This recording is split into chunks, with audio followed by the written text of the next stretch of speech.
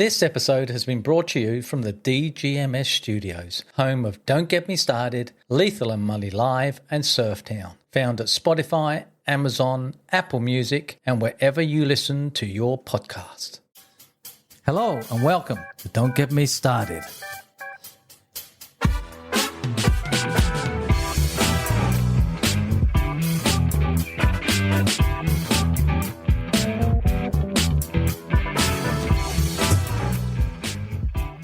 It's the mother of all podcasts with Keith and Lee.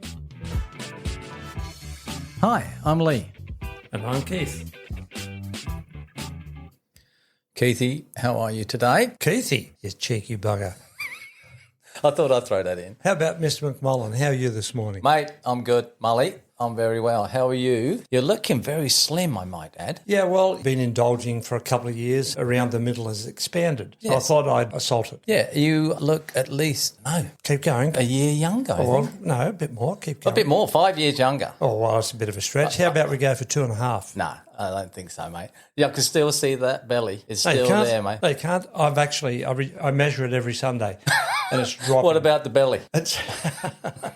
It is reducing Good on you, mate. Now, significantly. my wife has gone away on a little trip with some girlfriends down in Crescent Head, which has allowed me some time off to do what I love to do. If you had time Yes. to yourself, what would be, I could guess, probably reading books and drinking coffee.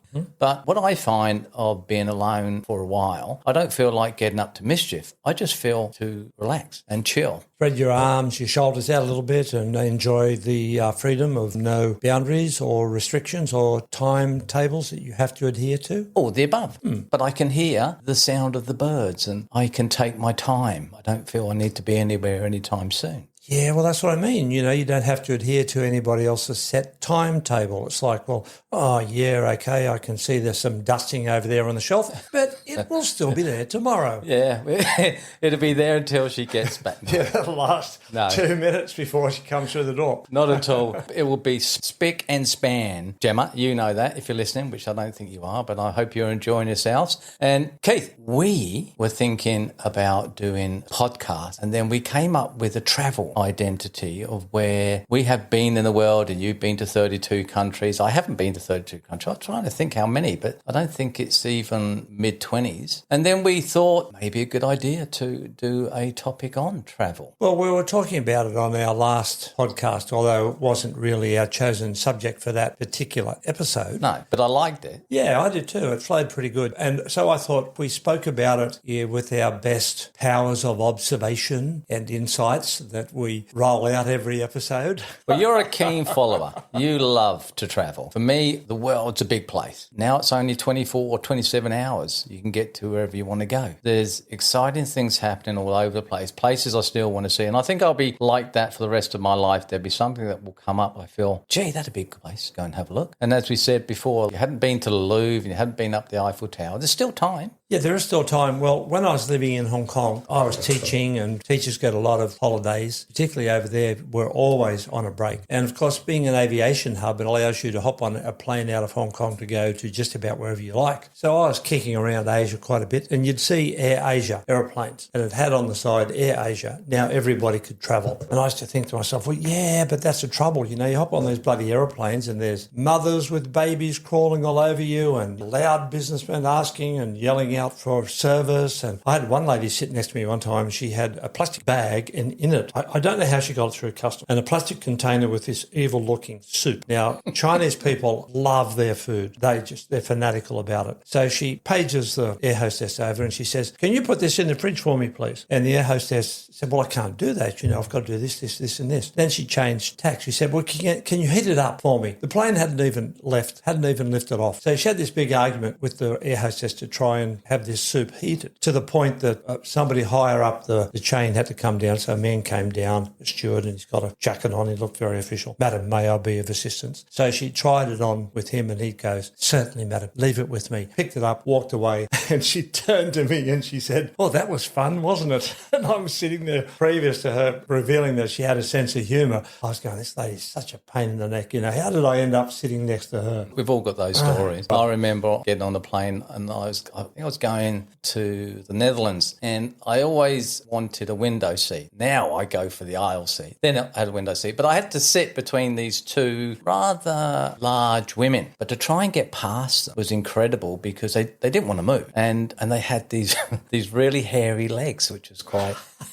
No, they did. And I was like, wow, okay. And I finally got through and then all these peculiar smells were coming from them. And I had the worst 11 or 12-hour flight. And I thought every time I had to go and use the bathroom, I had to ask them again. And it felt like our legs were touching. And it was like hair on hair. And I'd sort of go, oh, gee whiz. But that's the only problem on a plane, getting on and trying to find a really good passenger sitting next to it. Well, it's a bit of a lottery, isn't it? I mean, I've had the best and I've had the worst. And one of the worst was I booked my flight in a hurry and didn't pay any particular attention to the seat. And I ended up in the middle. You know, you've got the 3 rows, 2 rows to the side near the window, and then you have the middle row. I was in the middle of the middle row and there's that big console in front, which is this big wall. And I was sitting there with this big wall right in front of me. And either side was a family of sisters and aunties and young children. So I've got all these young kids, either side, and mums, aunties, cousins. There was about 7 of them, and I'm in the middle. And every time something happened with these kids, I mean, some of them, they went from toddlers down to babies, they would be passed across my lap. So I'd swung the arm up to look at the movies, and here's this kid going past, you know. In the end, I thought, man, I've had enough of this. So I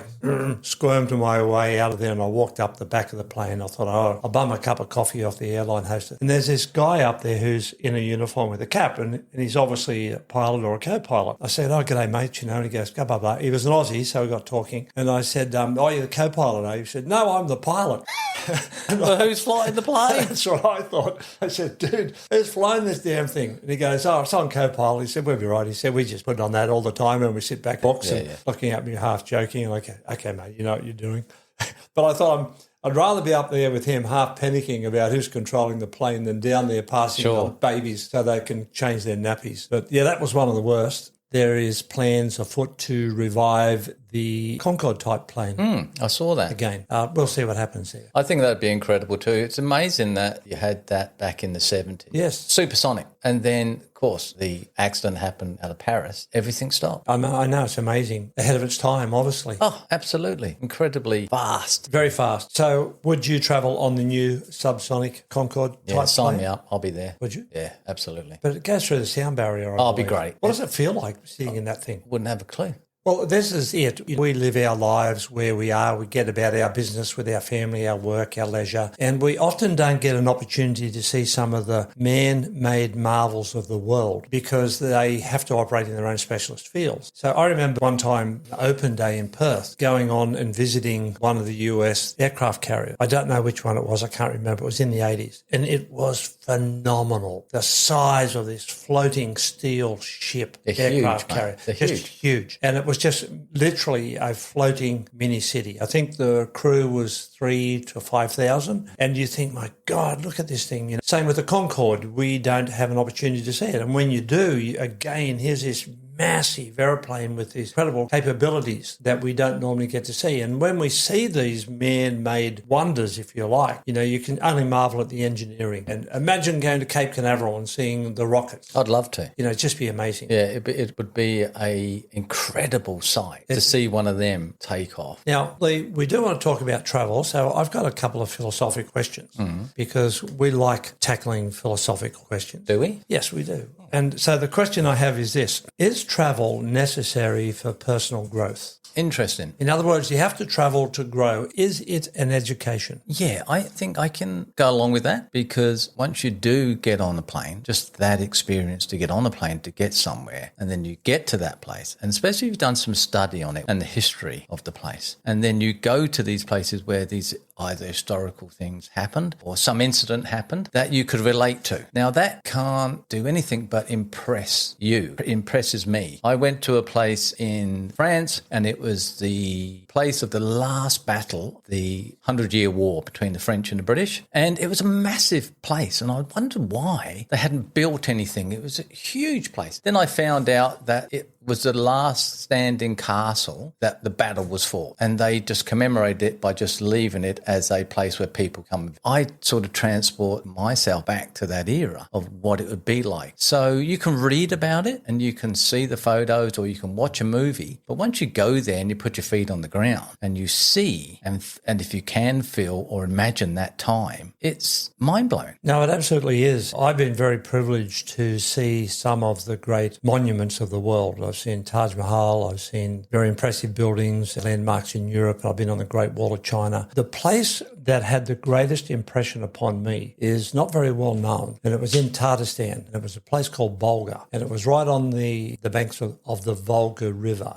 And there are stone monuments there very similar to Stonehenge. And when you go to this place, I felt like I was at some point where the earth emitted energy. You hear about the hippies believing that, New Earth people believe that there's spots where there's special energy or whatever. I don't buy into all of that, but at this place I did. I remember thinking, I'm at a geographical point where great civilizations have crossed and merged. And I've done quite a bit of reading about the Silk Roads, which the great book The Silk Roads by Peter Frankopan, which I highly recommend, is just an eye-opener to that part of the world, the Eurasian steppes between Europe and China. And when you read about the rise of the Mongol Empire and all the splitting of the Golden Horde into the blue, the white horde, the Ottomans coming up there, the Lithuanians, the Poles, the Russians, the Turks, all these different people who came up to that area with the rise and fall of the Khanates and the hordes and the empire of the Mongols. It's phenomenal. And at that spot, I kind of felt that energy, and I didn't know at the time. Because of that, I've read quite a bit about it. And so in a sense, that travel experience was an education for me. I learnt something about an area of the world that I had no real knowledge about. And when I read and discovered what had happened up there, it changed my view of history. And it's actually set me off onto a bit of a hunt to find out more, which I've been reading about over the last few years, and it's just been fascinating. Yeah, well, there you go. So you sort of answered the question. I think it does. There's so many other places I want to go to. Egypt, I know you want to go there too. I'd love to go there for sure. And just to finish off a few little things around Europe, go to Prague. I want to go down there because that hasn't changed much from the 14th century. And growing up in the UK, there's a lot of history there anyway, but you travel over Europe, it's exactly the same. And then I have been thus far has been a history lesson. Yeah, very much. And it can affect your politics too. I remember when I was in London, we visited Buckingham Palace, and I felt revulsion because you go around parts of London and they have the semi-detached homes. Space is very limited and very valuable, and so you're kind of living on top of each other. And then you go to Buckingham Palace, which is the home for a small number of people in that family. It's massive and it's surrounded by all these park areas. Yeah, people don't see that. And it's like, how come you guys have got that, all that freedom and space to enjoy when the average citizen is just crammed in on top of each other? And then when you break that down, you get into the divine right of kings, how they've feathered their nest and how they've enriched themselves and they've exploited the people to put themselves up into this privileged position and call themselves royal. And you talk about consolidate my good socialist values. It's like, I'm out of here, man. I didn't even hang around for the changing of the guard. Well, I think travel is important for everyone. I think you should get out there and travel. Now, I remember a few from my family that really haven't got on a plane. I think there's two in my family that haven't even got on the plane. They've got on the ferry to go across to France to do a duty-free day, but that's it. It's mind-blowing that Europe, you can see Europe from where I live, 26 miles away. You can see Calais, but beyond there opens up this whole world. Yeah, absolutely. All this history. And different cultures and food, and then, not so much now, but different currencies. And it was safer back then to go than it is now. But what a journey. But there are exceptions, as there always are. Now, I have two examples from the world of literature. Two of the most famous authors. One is Jane Austen. Now, in her day, travel was quite difficult because we didn't have modern conveniences, trains, planes, cars, etc. She did travel locally, and of course she was as being an author or a writer, she was a great observer of human nature. So she drew from what she was seeing as she travelled, but it was only very limited. So she didn't travel widely to experience other cultures, just as you mentioned. But yet her books were rich concerning concerning human nature. Now, the other example is an American writer, Emily Dickinson, who lived basically her whole life in isolation to the point that the locals in that little village where she lived thought she was quite strange. She hardly travelled at all, even outside of her own little tiny town, yet she wrote some of the most poignant poetry, again, sharp with the insight of human nature and emotion. So they're people who have never travelled but haven't seen things, but where they are, they observe the human condition, human nature, and they learn from that. So the argument can go both ways. With the two ladies you were talking about, their era, they had time on their hands. They didn't have to go to work and get only if they were mothers. If they were mothers, they had to do all the washing, the chores of the house. It was never ending. They wouldn't have had any time on their hands. So, but they're not dictated to on the iPhone or on the TV or the literature that they could read or what that was to give them that experience of what the world was like. So if we didn't have time where we had to do or be, we just had to just exist in that time, you would think more, you would feel more, you would have a better understanding of life because it's right at you. You couldn't escape it. You couldn't sidestep it. You woke up and you had to get on with life. So I remember watching, they did some experiments. I don't know what the program is called, but they got a family and they put them in a 16th century environment so they could only function what was available in the 16th century. And it was incredible how they managed it or didn't manage, because they didn't have like soap, for instance, or shampoo, and they had to make stuff and it was incredible because we don't think that. But back then, everything had to be used. There was no waste. And you couldn't go, I'll just sit here and make myself a cup of tea and I'll read the local newspaper or watch a movie. You had to make use of the time, because if you don't look after yourself and what's around you and who you are, you have to make that time count. And I think maybe it'd be interesting to see or to do some research on these women who their literature at that time was, or where they got that information from, because they must have accessed information. For her to write poems, must have had a book on poems. Well, absolutely. I mean, there are different times. People didn't have all the gadgets, electronic screens to distract them. So people read books. Their minds were different. They were able to concentrate for long periods of time, reading page after page without pictures, without noise, without anything to distract them. And of course, the mind in those days was an active field or sphere of entertainment.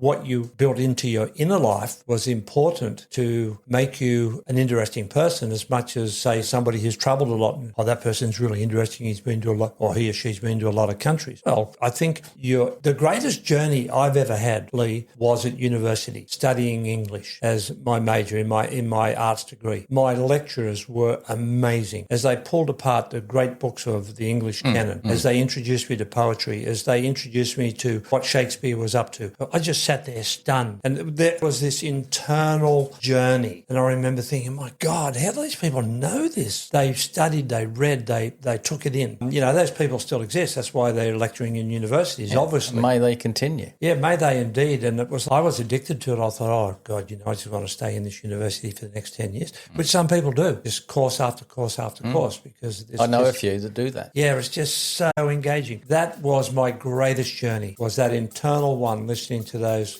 people. It was amazing.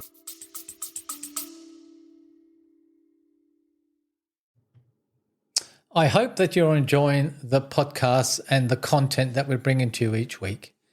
I want to take a moment to invite you to support the show.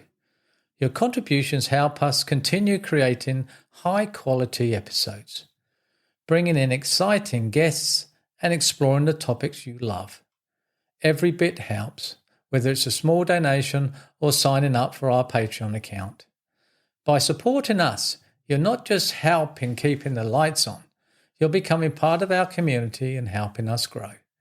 To show our appreciation, we offer exclusive perks, behind-the-scenes content, and so much more for our supporters.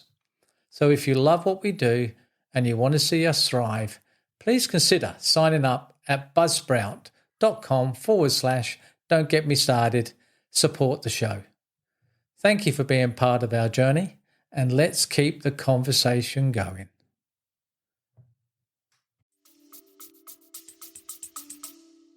The creativity of their mind to put into words would be exceptional. Yeah, there was one guy there who spoke about the use of the English language, and I forget the details because it was a long time ago. But it was basically, he was saying we only use a certain amount of words when we have X amount available to us. And he started to use a lot of the words that are not common. And he did it in a way that you can understand what he was saying. And I just sat there, unbelievable. What was coming out of that guy and the way he communicated it, which is, wow, that's available to us and we don't use it. And I'm sure in that time there were people that did travel, that were adventurous, because we know there were. Well, definitely. Well, even centuries before these two ladies produced their brilliant literature, Marco Polo, of course, crossed the Silk Road from Europe to China. Interestingly enough, now, he wasn't necessarily a trailblazer. That road was well established, and traders were going across there for many, many long years before he went across. It's just that he went across at a time, and he wrote the book. He had those marvelous experiences with the great Khan, the court of the Mongol Empire in China, and everywhere that he went, and of course he wrote about it. And so his book, The Travels, sparked a whole lot of people to follow in his footsteps. I believe even inspired Christopher Columbus to set off in his boat. I mean, even there and even before them, about discovering America, we had a discussion, I thought, Chinese, and it was the Dutch. Like, who knows? Who knows you were there first? You did a really good surf interview with Deanna, which is on your Surf Town podcast, which is interesting. And she was saying about how do you know that you would be there first? When you get there, you go, I'm here first. There was nothing there to prove that anybody else was there, but who knows? Well, that's right. We don't. The earliest, take Australia, for example, the earliest known European that came to Australia was Dirk Hartog, and he hit the West Australian coast a couple of centuries before Cook, and he left a plate. So we know that he was there, and the date was on it. I think 1590 or something. Well, probably way off. Don't hold me to that. But he was the first known, but there could have been somebody before him, as you say. But if I could just plough on here, Lee. Sure. I've got another philosophical question. Oh, okay. Today, as I said, everybody can travel. You can hop on an aeroplane, you can fly to any part of the world quite easily, and it's affordable. Not only is travel accessible, it's affordable. So we're all doing it. Has it become a bourgeoisie status symbol? Well, not so much now because it's not so as affordable as it was before, but maybe 10 years ago, yeah. Can you gain some status, Lee, if you're in a certain at a dinner party and say, oh, we're off to Europe next summer, or I was in New York and I went to the Met and blah, blah, blah, blah. Well, it sparks interest because if you've got an active mind and you are aware of how big or small the world is now with flights around the world, you'd want to know their experience. Where did you go? Why did you go there? What did you find there? Was it interesting? Is it worth going to visit? So it gives you an overview rather than what you have apps on your phone that gives you the breakdown. But it's from somebody else. If you're talking, like I'm talking to you and I want to go somewhere that you've been, I'm going to talk to, say, Keith, what do you reckon? What would and you've given me pointers go there, definitely have this, but don't do that. So I'm going to take that. So I think it's imperative that you do communicate with other people on their travels like they would have done hundreds of years ago. They would have had to back then because they didn't have Lonely Planet. Yeah, that's it. And no maps. Only really vague maps. Or where to go or how to achieve results and where you want to get as fast as you possibly can around the world in 80 days, Jules Verne. Mm. Now, I remember reading another article over the weekend about this lady. Wait.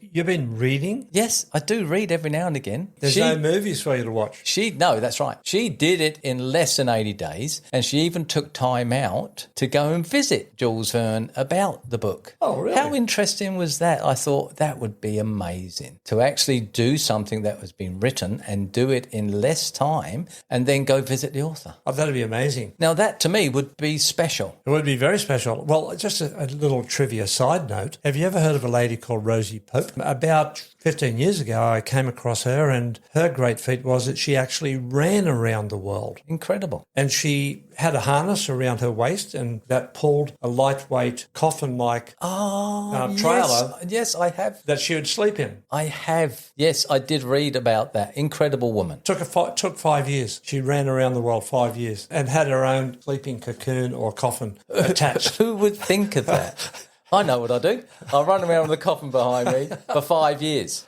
Well, it was like the cylinder, like a big, long tube. Yeah, I know. So, but I remember that. gosh, what a Interesting. woman. But these people, they'd be so exciting to talk to because she would have come across so much. Yes, yes. She would be a massive library of experiences that you could tap into. Yes, you would. Now, I've flown to a lot of countries, and so who are you going to talk to, her or me, about a lot of things? I probably would talk to her. I think she would have more insight. That's what I'm saying. She was on the ground. She took 5 years. Some of the places I went to, I was only there for 2 weeks. So it's like like Japan. When I went to Japan, man, I was there for 2 weeks. You don't even really scratch this because you walk around the cities, there's very little in English, if at all. Good luck in Tokyo trying to work out the metro. It is like spaghetti upon spaghetti. It's like, where the hell do I go? How do I go? How do I get there? It's just incredible. Oh, it's a rich tapestry of experiences, Europe and everything else. I remember it's just come to me actually about you, Keith. We was at a smoko once, and that was when we would have a smoko where you would talk or you would read the newspaper. No bloody phones. So we'd talk, and I remember little Stevie Saunders, and he was talking about a wave in Bali or something like that. And then I remember you saying something about it, and he turned to you and said, well, what do you know? He said, you haven't even surfed it. And then your reply was, well, that's correct, Steve, but I've read so much about that particular wave. So there you go, juxtaposition of what you read and then what you actually are doing. What's the difference? Except he's getting wet and he's actually riding it, where you're reading about it in the dry. Now, I wonder if you ever did go there and surf that wave. I think it was in Bali, I'm sure it was. But it was interesting. That spoke to me because you can know everything about it. Yes. You can read about it from various people, different people who have done that. And that's what I'm saying. This is what you would want to do. You'd want to know everything about it, which you did. The only thing you didn't do is get wet. Yeah, well, I certainly surfed a lot of places in Bali where I can't remember that particular incident, but maybe I got there, I don't know. Yeah, it was a long time ago. Was a long time ago. A lot of waves under the belt since then, Lee. Indeed. Look, I can honestly say that I believe that travelling has really enhanced my life. You have your own personal experiences where you live, you go through trials, you go through hardships, which you have to work your way out of, and you learn from that, or if you're wise, you'll learn from it. I think travelling enhances and enriches. I don't think it is the only school that's going to make you a better person, but it definitely broadens your thinking and your outlook on life, most definitely. I think if you stop travelling, you might as well call it a day. Yes, well, I think a lot of people do stop travelling because they've had horrific experiences. Bad airplane. I've been scary, terrifying flights. But this is life. I mean, I don't know, Mully, when we leave here, who knows what's going to happen to us when we leave the safety of our studio and we go out to the big bad world. So the process is, yes, okay, I can understand that, and that's okay. But I think for me personally, I don't ever want to stop travelling, even if it's just going down the coast. No, I agree with you. And I think one of the keys to travelling is that you plan, that you know what you're getting into. Travel insurance is a must for a lot of countries, although I must admit I've done a lot of travelling without it. Plan, and if you can't plan yourself, go and get a flight agent. There's some good ones around. Mate, there's some incredible ones around. Let's give a big shout out to Anna Christopoulos in the Flight Centre in Noosa. She's the lady to talk to. She's personable, she's knowledgeable, and she'll work with you to try and give you the information and will construct the itinerary that suits your travel needs. Now, Anna is the type of lady that you want to go and see because she's knowledgeable, she puts you at ease, she also gives you